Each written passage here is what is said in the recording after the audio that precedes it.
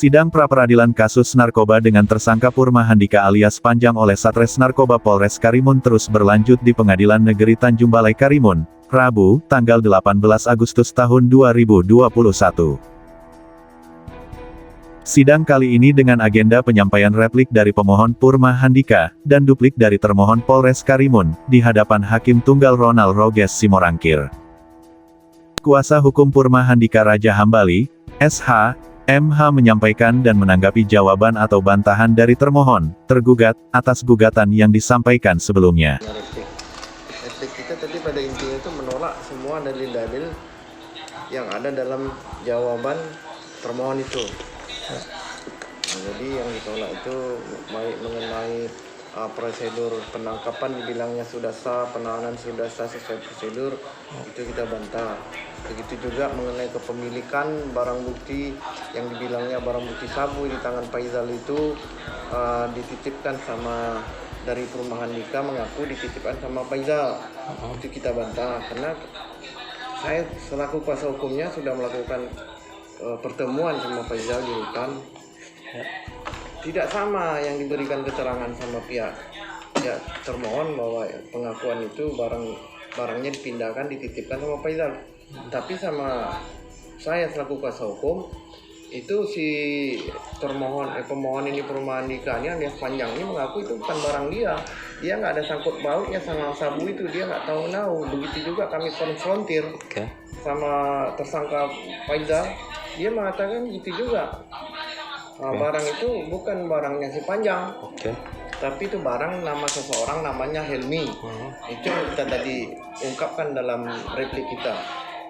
Mungkin poin lainnya Pak, selain itu Pak? Poin-poin lainnya itu ya mengenai penyampaian SPDP, surat dimulainya perintah penyidikan SPDP kan.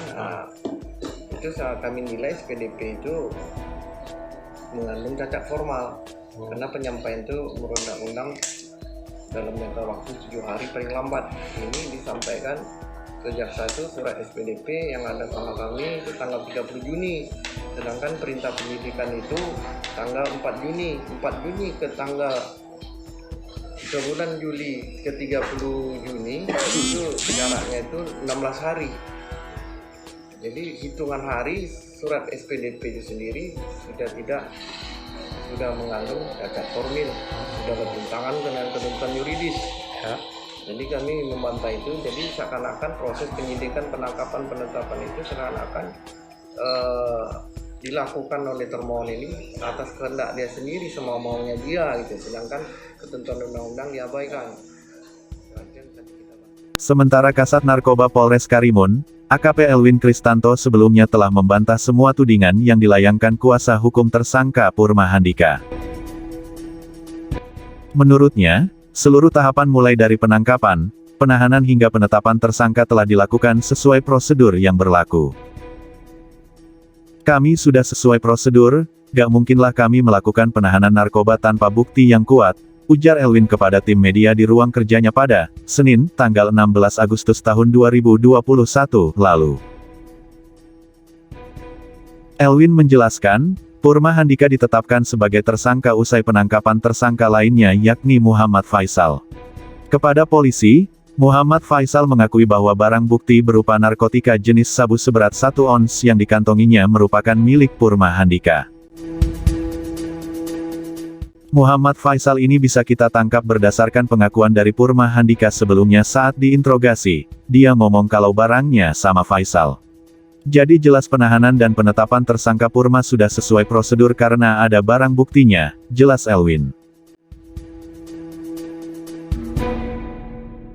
Usai agenda replik dan duplik, sidang tersebut langsung dilanjutkan dengan agenda pembuktian surat dari kedua belah pihak.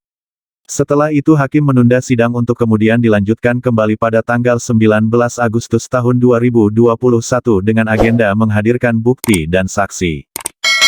Demikian liputan Kepri. Udo melaporkan.